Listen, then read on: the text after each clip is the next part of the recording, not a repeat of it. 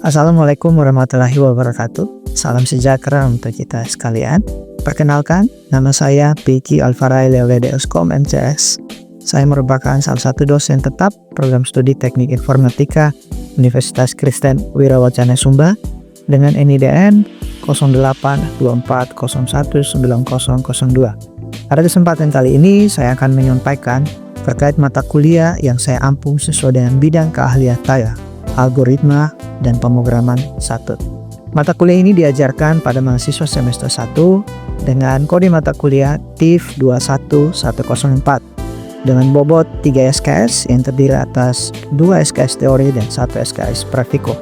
Mata kuliah ini sendiri merupakan mata kuliah fundamental bagi mahasiswa Teknik Informatika Universitas Kristen Wirawacana Sumba, di mana mata kuliah ini membahas tentang pengantar algoritma yang terdiri dari definisi algoritma itu sendiri dan contoh nyata algoritma dalam kehidupan sehari-hari. Selain itu, mata kuliah ini juga membahas terkait dasar-dasar algoritma, program input-output, pernyataan perulangan dan seleksi, tipe data dasar, tipe data terstruktur, serta implementasi metode atau fungsi dalam pemrograman CSAP. Mata kuliah ini menggunakan bahasa pemrograman CSAP sebagai landasan kemampuan teknis untuk pengembangan pola pikir algoritmik mahasiswa, karena diharapkan bahasa pemrograman ini menjadi fondasi utama untuk menguasai paradigma pemrograman berorientasi objek yang akan diajarkan pada mata kuliah selanjutnya. Adapun capaian pembelajaran mata kuliah ini antara lain, yang pertama, menunjukkan sikap bertanggung jawab atas pekerjaan di bidang teknik informatika secara mandiri. Yang kedua, memiliki pengetahuan yang memadai terkait tentang cara kerja sistem komputer dan mampu merancang serta mengembangkan berbagai algoritma atau metode untuk menyelesaikan masalah. Selain itu, yang ketiga, mahasiswa juga mampu menerapkan pemikiran logis, kritis, sistematis, dan inovatif dalam konteks pengembangan atau implementasi ilmu pengetahuan, serta teknologi yang memperhatikan dan menerapkan nilai humaniora yang sesuai dengan bidang teknik informatika. Yang keempat, mampu merancang dan mengembangkan algoritma untuk memecahkan berbagai masalah komputasi sederhana.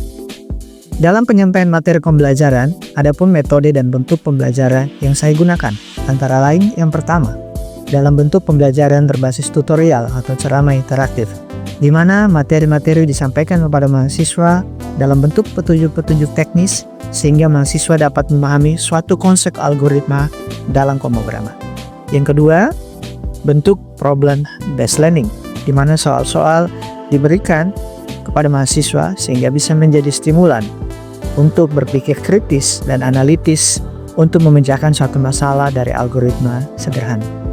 Yang ketiga, bentuk pembelajaran yang saya gunakan adalah project based learning, yakni mahasiswa diharapkan bisa menyelesaikan satu rangkaian project yang diberikan sesuai dengan algoritma yang telah ditentukan sebelumnya. Yang keempat, self-directed learning, atau bentuk pembelajaran di mana mahasiswa diberikan tugas-tugas praktikum sederhana yang dikerjakan secara mandiri oleh mahasiswa untuk bisa membangun tingkat pemahaman dalam menguasai satu konsep algoritma. Bobot penilaian dari mata kuliah ini terdiri atas tugas sebesar 10%, praktikum sebesar 20%, ETS atau evaluasi tengah semester sebesar 30%, dan evaluasi akhir semester dalam bentuk final project sebesar 20%. Seluruh akses materi dari mata kuliah ini dapat diakses pada Learning Management System Universitas Kristen Wirawacana Sumba atau biasa disebut dengan EMAS. Materi yang disediakan antara lain materi presentasi, buku referensi, dan juga video pembelajaran tambahan. Dengan kode mata kuliah yang bisa dicari TIF 21104 Algoritma dan Pemrograman 1. Selanjutnya, kita akan mengikuti proses perkuliahan dari salah satu materi pada mata kuliah algoritma dan pemrograman 1, yaitu materi pada pertemuan 9, materi perulangan. Mari kita simak bersama.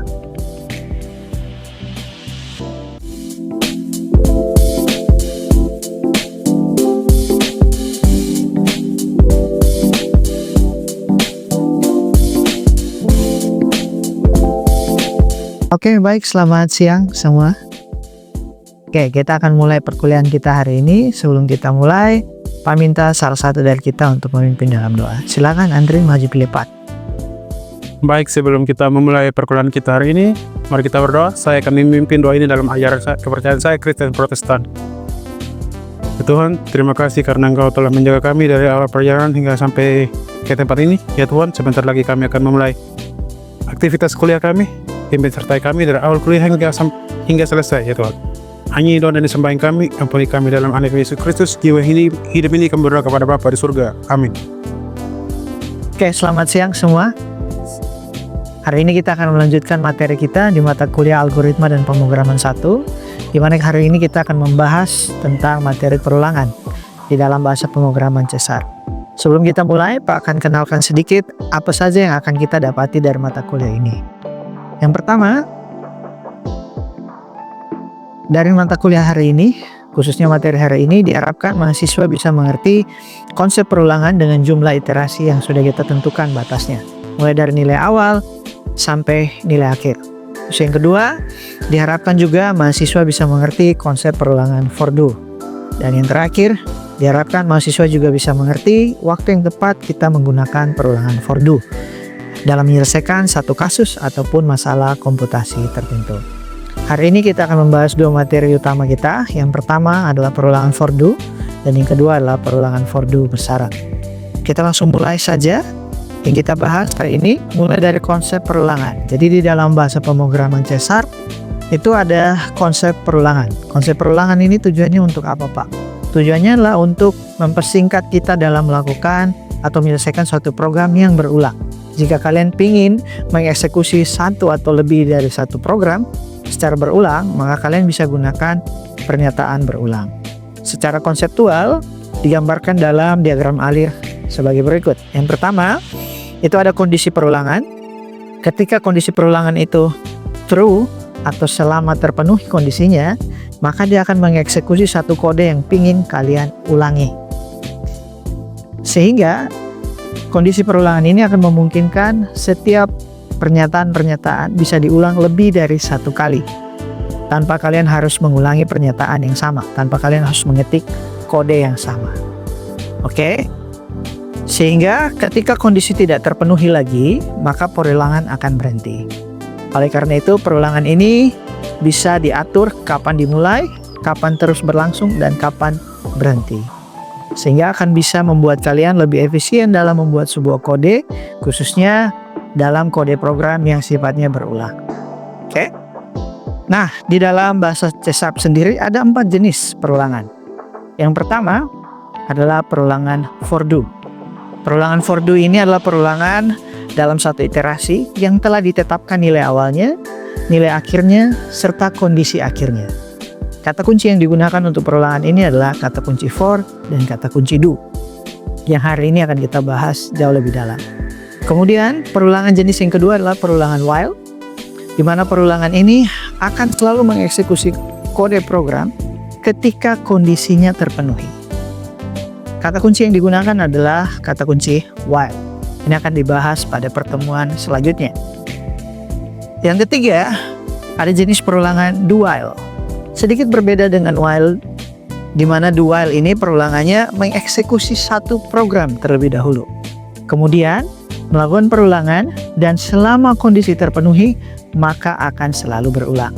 Jadi perbedaan antara while do dan do while hanya sederhana. Kalau while dia kondisi lebih dulu baru dia mengeksekusi program. Kalau do while dia eksekusi dulu baru dia pakai kondisi untuk melakukan perulangan. Jadi dua perbedaan itu saja. Kemudian yang terakhir adalah jenis perulangan bersarang. Kalau perulangan bersarang ini sederhananya 3 jenis yang di atas itu bisa dibuat perulangan bersarang. Apa itu perulangan bersarang? Perulangan bersarang adalah perulangan yang melakukan perulangan pada dirinya sendiri. Jadi ada perulangan di dalam perulangan.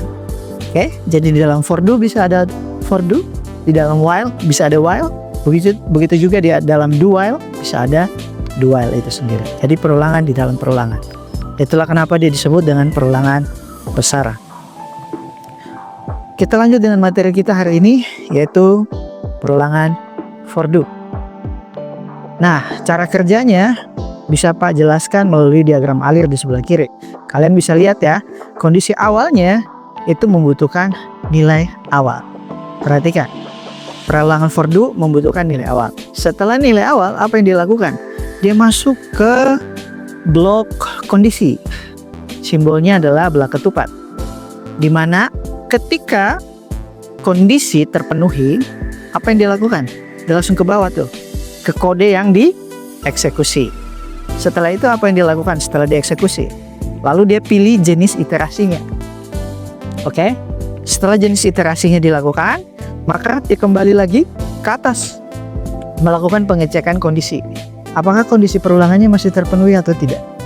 Kalau masih terpenuhi, maka dia akan lanjutkan mengeksekusi kode yang harus dieksekusi hingga kondisi tadi sudah tidak lagi terpenuhi, atau jika kondisi perulangan false. Oke, secara sederhana konsep perulangan for do ini adalah perulangan yang membutuhkan nilai awal, membutuhkan kondisi, dan juga membutuhkan jenis iterasi. Sejauh ini adalah konsep perulangan for do. Oke, sampai sini apakah ada yang ingin ditanyakan? Silakan dulu. Oke, baik. Mungkin saya ingin bertanya pada jenis iterasi yang paling akhir itu, Pak. Mungkin bisa dijelaskan lebih lanjut apa itu jenis iterasi? Oke, baik. Pertanyaan yang bagus ya dari Jovan tentang apa itu jenis iterasi yang ada di dalam diagram alir perulangan for do ini. Oke, jadi jenis iterasi ini merupakan jenis perulangan yang kita lakukan di dalam perulangan for do. Apa itu jenis perulangan atau jenis iterasi ini? Jadi hanya ada dua jenis, yaitu perulangan meningkat atau perulangan menurun. Sebagai contoh misalnya, kalau kita ingin mengulang dan nilainya meningkat pada perulangan selanjutnya, maka kita sebut dengan perulangan meningkat atau iterasi meningkat. Sedangkan kalau misalnya perulangannya menurun atau nilai awalnya besar, lalu perulangan berikutnya terjadi kekurangan atau pengurangan nilai, maka disebut dengan pengulangan menurun. Untuk perulangan meningkat atau iterasi meningkat, kita gunakan yang namanya increment dengan tanda plus plus atau simbol plus plus. Sedangkan untuk perulangan menurun, kita menggunakan decrement atau dengan simbol minus minus. Sejauh ini apakah sudah bisa dipahami? Mudah dipahami. Terima kasih, Pak. Oke. Baik. Setelah mengerti konsepnya, maka kita akan coba untuk latihan bersama supaya kita makin menguasai teknisnya. Gimana caranya membuat perulangan for do. Oke, latihan kita hari ini sebelum kita mulai, Pak akan jelaskan dulu gimana cara menggunakan perulangan for do dalam bahasa C#. Yang kalian harus ketahui, yang pertama adalah sintaksnya. Oke, sintaksnya kita akan gunakan kata kunci for, lalu dalam kurung, nilai awalnya berapa, titik koma, kondisi perulangan yang digunakan, lalu titik koma lagi jenis iterasinya. Oke, kemudian buka kurung kurawal, di dalamnya adalah kode eksekusi atau kode yang akan kita eksekusi. Catatan penting yang perlu diingat adalah perulangan ini adalah perulangan yang diketahui iterasinya terlebih dahulu. Jadi kalau misalnya kita membuat perulangan 1 sampai 5, maka kita sudah tahu dia mulai dari 1, dia berhentinya di 5. Oke, kemudian perulangan ini juga menggunakan kata kunci for do dan punya nilai atas, nilai awal atau nilai batas atas, kemudian nilai batas bawah dan jenis iterasi. Oke, kita lanjutkan ke latihannya. Untuk latihannya kita akan buat sebuah program sederhana, yaitu program untuk menampilkan nilai 1 sampai 5 secara mendatar. Oke, kalian bisa ingat kembali untuk menampilkan teks secara mendatar, maka kita pakai perintah console write saja, bukan write line ya, tapi console write saja. Oleh karena itu, untuk menyelesaikan soal ini, maka kita perlu membuat program dengan perintah yang akan kita ulang, yaitu console write. Oke, kalau begitu nilai awalnya dari perulangan ini adalah 1. Nilai akhirnya, kondisinya adalah kalau sudah mencapai baru berhenti ya. Jadi ada kondisi berhentinya kalau nilai iterasinya sudah lebih besar dari 5. Oke, jadi kurang lebih begitu. Kita langsung lanjutkan untuk membuat programnya. Silakan coding.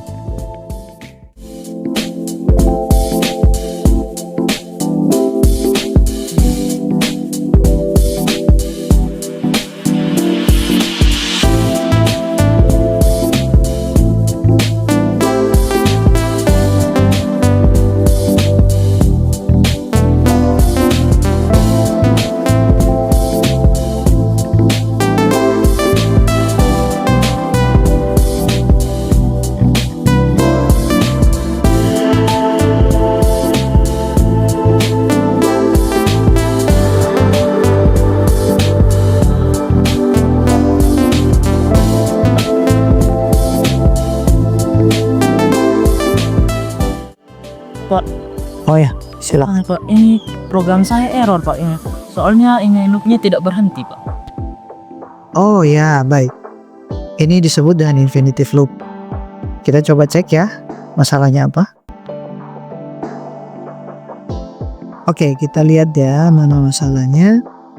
Nah, di sini masalahnya nih. Oke. Kalau tadi kita belajar tentang for loop, apa yang kita butuhkan? Yang pertama adalah nilai Awal. dari awal, sudah ada ya. Yang kedua adalah kondisi perulangan. Nah, kondisi perulangan tidak ada ya.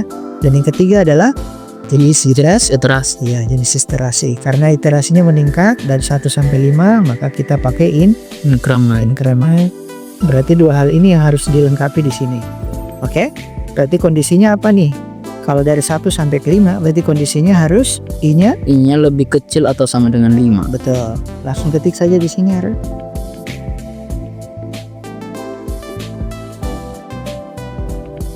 Oke, selanjutnya untuk jenis iterasinya Increment. ya, berarti kita pakai simbol plus ya. Oke, sekarang coba dijalankan. Berhasil ya, sesuai dengan yang kita targetkan. Oke, good kasih Pak. Ya.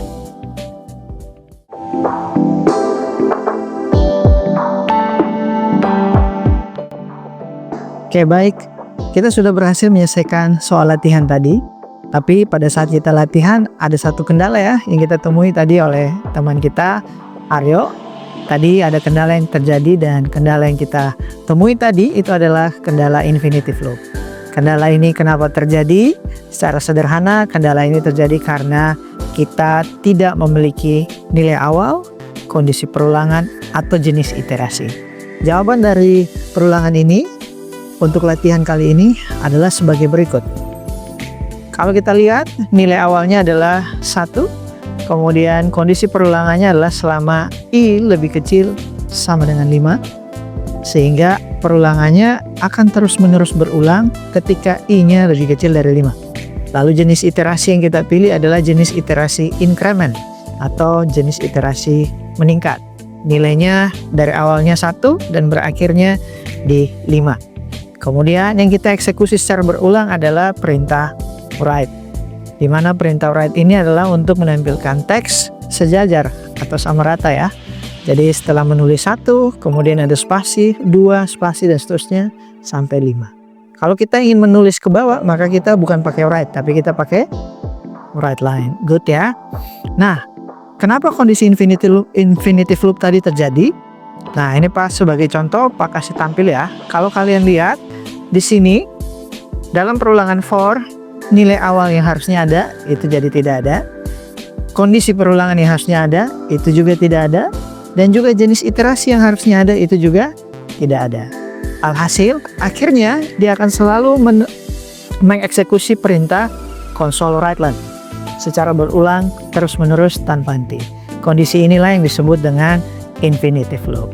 Solusinya bagaimana tadi? Kita harus tentukan nilai awal, kondisi perulangan, dan jenis iterasi. Oke, jadi demikian materi kita untuk hari ini. Dapat disimpulkan dari materi hari ini, perulangan for do membutuhkan kondisi untuk tetap berulang. Tanpa kondisi, dia bisa jadi perulangan tanpa henti atau disebut dengan infinitive loop. Kemudian, pastikan iterasi yang kita gunakan sesuai dengan kasus yang ingin kita pecahkan. Kalau kasusnya adalah perulangan dengan nilainya meningkat, maka iterasi yang kita gunakan adalah iterasi meningkat, yaitu dengan fungsi increment, dengan cara menggunakan tanda plus plus. Sedangkan untuk iterasi menurun kita gunakan fungsi decrement, yaitu dengan tanda minus minus. Dan perulangan for do sendiri sangat cocok untuk menyelesaikan kasus perulangan sederhana. Kasus yang membutuhkan jumlah iterasinya sudah diketahui sebelumnya. Atau kasus di mana nilai untuk memulai satu perulangan itu sudah diketahui, kondisi perulangannya juga sudah diketahui, dan nilai akhirnya juga sudah diketahui. Demikian kelas kita untuk hari ini. Semoga bisa bermanfaat untuk kita semua. Selamat siang. Demikian deskripsi singkat dan proses pembelajaran mata kuliah algoritma dan pemrograman 1 yang saya ampuh.